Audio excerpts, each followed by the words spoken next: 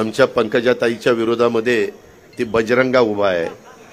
त्या बजरंगा सारखा माझ्याकडे यायचा, दादा माझ्या कारखान्याची कॅपॅसिटी वाढून द्या ना दादा, द्या ना।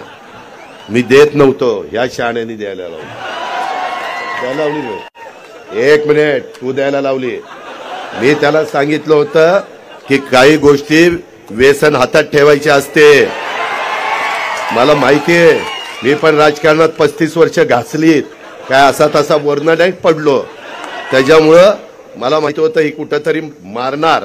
काय मारणार? ते बोललं की लगेच ब्रेकिंग न्यूज, अजित पवारांचा तोल ढासळला, त्याच्यावर मी तो शब्द ते मारणार। तर त्या पद्धतीनं मी त्याला सांगत होतो, नाही नाही दादा द्या, त्याची शिफारस दादा करा, दादा पीडीसीसी बँकेतनं त्याला पैसे द्या, दादा एमएससी बँकेतनं पैसे द्या। लय गुळगुळ होतं त्यांचं, काय खरं नाही। कधी कधी आमच्या धनुभाऊला माणसंच कळत नाही, त्याच्यामुळे गाडी बिघडती। तू माझा सल्ला घेत जा प्रत्येक वेळेस।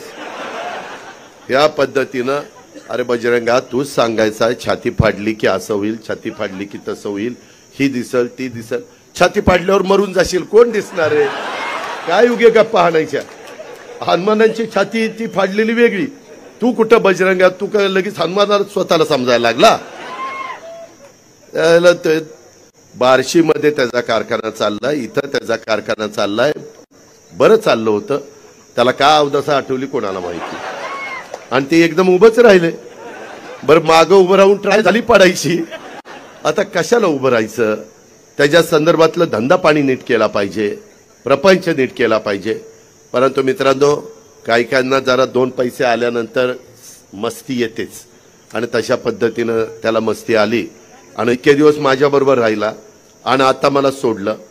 मी एवढं त्याला सगळं देऊन जो मला सोडू शकतो तो तुम्हाला सोडायला किती वेळ लावणार आहे, याचा विचार करा। आणि ही पठ्ठ्या स्वतःही खासदारकीला पडला, अरे त्याच्या पोरीला त्याला ग्रामपंचायती नगरपालिका निवडून आलं। अरे तू तुझ्या पोरीला नगरपालिका आणि ग्रामपंचायतीला निवडून आणू शकत नाही आणि खासदार व्हायला निघाला। आणि बाकीचे जण लय तुझं भारी चाललंय, लय तुझं भारी, काय त्याचं भारी चाललं नाही। तुम्ही काय काळजी करू नका, तुम्ही अजिबात मनात वेगळं काही आणू नका। हा सर्व जाती धर्माला घेऊन जाणारा लोकसभा मतदारसंघ आहे, हा शिवशाहू फुले आंबेडकरांचा महाराष्ट्र आहे।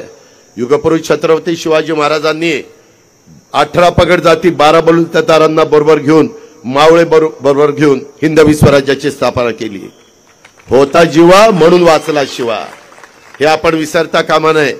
आणि अशा पद्धतीची आपल्या बापदाद्याची सगळ्यांची आपल्याला शिकवण आहे, आपल्या महापुरुषांची आपल्याला शिकवण आहे, त्याचा विसर पडता कामा नये। निवडणुका येतील, निवडणुका जातील, परंतु जे अंतर वाढतं, समाजात जी तेढ निर्माण होती, ती तेढ मिटवायला फार वेळ